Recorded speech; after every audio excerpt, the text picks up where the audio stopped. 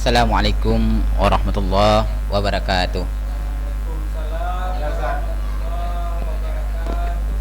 Alhamdulillahirabbil alamin wassalatu wassalamu ala asrafil anbiya'i wal mursalin wa ala alihi wa ashabihi ajmain.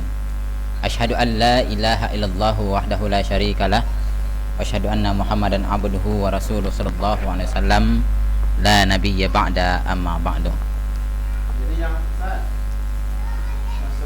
Kaum muslimin, sahabat dimanapun berada, alhamdulillah pada kesempatan kali ini kembali kita hadir dalam rangka memenuhi seruan Allah Subhanahu wa taala, yakni fa in talabal ilmi faridatan ala kulli muslimin wal muslimah. Kewajiban atas setiap individu muslim, baik muslim laki-laki maupun muslim perempuan. Selawat dan salam kita doakan untuk junjungan kita Nabi besar Muhammad sallallahu alaihi wasallam dengan lafaz Allahumma shalli ala Muhammad wa ala ali Muhammad. Pemirsa dan sahabat dimanapun berada, pada kesempatan kali ini kita akan membahas tentang merindukan surga dan berlomba dalam kebaikan. Merindukan surga dan berlomba dalam kebaikan. Berbicara tentang merindukan surga dan berlomba dalam kebaikan, kita harus paham bahwa rindu rasa ingin menggapai dan memiliki.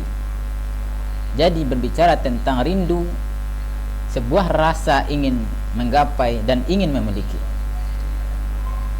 Rasa rindu itu adalah fitrah manusia yang tidak bisa dicabut dan tidak bisa direbut oleh siapapun.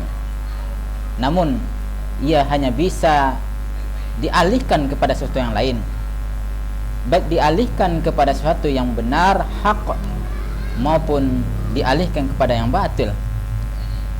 Namun beruntunglah kita kalau seandainya rasa rindu itu diarahkan kepada sesuatu yang Allah Subhanahu wa taala memang ridhoi. Dan tentu rasa rindu yang demikian tidak lepas dari cerminan kehidupan yang mengelilingi kita, informasi yang bergentayangan di sekitar kita. Apabila informasi yang masuk ke pemikiran kita, ke pemahaman kita adalah informasi yang mengarahkan cinta kepada Allah, rindu kepada Rasulullah, maka insya Allah rindu itu pun yang akan kita jadikan tolak ukur dan standar, sehingga kita menjadi perindu yang sesungguhnya sebagaimana rindunya Rasulullah sallallahu alaihi wasallam kepada umatnya. Ma'asyiral muslimin rahimakumullah, sahabat dimanapun berada, ternyata memang untuk belajar rindu kita mesti belajar dari seorang perindu sejati, yaitu Nabi kita Muhammad sallallahu alaihi wasallam, yang mana beliau ketika di akhir hayat beliau sering mengucapkan ummati ummati, umatku dan umatku. Itu bentuk kerinduan beliau terhadap umat beliau, yang mana ucapan ini pun membuat iri para sahabat sebelumnya. Kenapa? Karena Nabi Muhammad SAW begitu rindu kepada umat yang akan berjumpa, yang tidak berjumpa dengan beliau, namun kecintaannya luar biasa melebihi kecintaan orang-orang yang hidup sezaman dengan beliau. Ma'asyiral muslimin rahimakumullah, sahabat dimanapun berada, tanda-tanda orang yang merindukan surga itu bisa kita lihat dari beberapa ayat Allah. Namun secara urutannya, tanda-tanda itu bisa kita lihat. Pertama, bagaimana dia bercita-cita bersama Nabi, Siddiq, dan mati syahid, orang-orang yang mati syahid. Itulah salah satu di antara tanda-tanda orang yang rindu kepada surganya Allah Subhanahu wa taala. Mereka pun punya cita-cita tinggi yang cita-cita itu berkaitan dengan bagaimana matinya seperti orang mati syahid, kemudian mati berkumpul dengan para nabi dan para syuhada. Dalam Al-Quran surah An-Nisa, Allah Ta'ala berfirman ayat 69, A'udzu billahi minasyaitonir rajim, wa may yuti'illaha war rasula fa ulaika ma'al ladzina an'ama Allah 'alaihim minan nabiyyina was-siddiqina wasyuhada was-salihin wa hasuna ulaika rafiqa.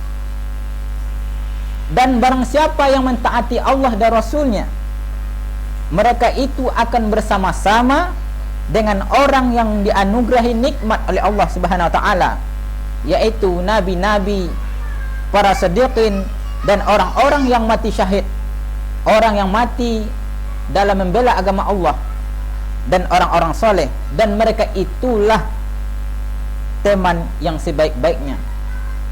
Sahabat kaum muslimin yang dirahmati Allah Subhanahu wa taala. Jadi salah satu di antara tanda-tanda orang yang merindukan surga dan berlomba dalam kebaikan itu adalah memastikan dirinya bagaimana dia akan bersama dengan para nabi, para siddiqin, orang-orang jujur, dan orang-orang yang mati syahid. Tentu pertanyaannya adalah, apa sih keunggulan, kehebatan dari orang-orang tersebut sehingga kita layak ingin bersama dengan dia, dengan mereka? Para nabi, mereka punya karakter, punya amalan unggulan, yang mana salah satu di antara amalan unggulan itu adalah nabi-nabi dan rasulnya tidaklah dihadirkan di muka bumi kecuali menyampaikan risalah Islam, risalah tauhid. Maka salah satu di antara alasan kenapa kita ingin bersama dengan para nabi adalah bagaimana menyamai, walaupun tidak 100% sama, tapi setidaknya mengikuti langkah-langkah dan jejak para nabi, yaitu menyampaikan risalah Islam. Karena kita tahu bahwa seseorang yang ingin merindukan sesuatu yang dirinduinya, tentu dia akan menampakkan aktivitas itu berkaitan dengan yang dirinduinya. Salah satu di antara yang kita rindui adalah para nabi, para rasul, yang mana para nabi dan para rasul itu salah satu di antara amalan unggulannya adalah mereka senantiasa menyampaikan risalah Islam, walaupun ancaman, walaupun dalam tekanan, walaupun kadang-kadang mesti dijauhi oleh banyak orang. Begitupun para siddiqin, orang-orang yang ahli jujur, mereka pun demikian. Ketika berhadapan dengan kebenaran, sementara orang yang perlu disampaikan kebenaran itu adalah penguasa, orang-orang yang paling keras pertentangannya terhadap Islam, terhadap kebenaran, namun di saat itu juga pun dia istiqamah dengan kebenaran, dan dia dalam menyampaikan kebenaran tidak pernah menyembunyikan kebenaran itu sendiri. Itulah ahli siddiqin, ahli jujur. Dan kita pun juga bagaimana melihat gambaran kehidupan orang yang mati syahid. Keluarganya mesti ditinggalkan, anak-anak yang dicintainya mesti ditinggalkan, istrinya pun demikian. Tapi dia lebih memilih mati di jalan Allah, kemudian dia mati dalam keadaan terbunuh di pedang musuh, mati dalam pedang musuh. Dan ini salah satu di antara keunggulan dan keutamaan yang dimiliki oleh para nabi, para siddiqin, dan orang-orang yang mati syahid. Maka kalaulah seandainya kita ingin menjadi perindu surganya Allah Subhanahu wa taala, tentu langkah-langkah ini, cara-cara yang ditempuh oleh para nabi, para siddiqin, dan orang-orang soleh, kita pun mesti menjejakinya, mengikutinya. Ma'asyiral muslimin rahimakumullah. Yang kedua, tanda dari orang yang perindu surga adalah amalnya muhsinin dan sabirun. Apa itu amalnya muhsinin dan as-sabirun? Di dalam sebuah hadis Rasulullah dalam sebuah Al-Qur'an, di dalam Quran Allah Subhanahu wa taala berfirman sebagaimana dalam Quran surat Yunus ayat 26, A'udzubillahi minasyaitonir rajim, lilladzina ahsanul husna wa ziyadah wa la yarhaqu wujuhahum fataru wa la dhillah ulaika ashabul jannah hum fiha khalidun. Bagi orang-orang yang berbuat baik ada pahala yang terbaik, yaitu surga dan tambahannya, dan muka mereka tidak ditutupi debu hitam dan tidak pula kehinaan. Mereka itulah penghuni surga, mereka kekal di dalamnya. Di dalam ayat tadi ada kata-kata lilladzi ahsanul husna, bagi orang-orang yang berbuat baik. Di sini kita dapat pahami bahwa amalnya orang yang merindukan surga itu adalah amalnya berupa berbuat baik. Berbuat baik tentu kembali kepada berbuat baik menurut Allah Subhanahu wa taala. Karena sering kita dengar bahwa baik menurut manusia belum tentu baik menurut Allah Subhanahu wa taala. Baik menurut akal manusia belum tentu ridho menurut Allah Subhanahu wa taala. Di sini kita ambil pemahaman bahwa pentingnya belajar tentang Islam, sehingga apa yang kita sampaikan, apa yang kita lakukan dan amalkan, itulah kebaikan yang sebenar-benarnya. Dan harapan kita tentu ke sana. Dan itu tidak mungkin kita dapatkan kecuali dengan terus belajar Islam, memahami Islam, sehingga setiap aktivitas kita, setiap yang kita lakukan dan katakan itu semata-mata sesuatu yang telah berlandaskan perintah dan larangan Allah. Kalau itu perintah kita kerjakan, larangan kita tinggalkan, itulah kebaikan dengan standar Islam. Masyarul muslimin rahimakumullah. Yang ketiga, tanda-tanda dari orang yang merindukan surga itu, selain dia menjadikan bagaimana keinginan bersama Rasulullah, keinginan para nabi, para shadiqin, kemudian melakukan kebaikan standarnya dengan standar kebaikan menurut Allah.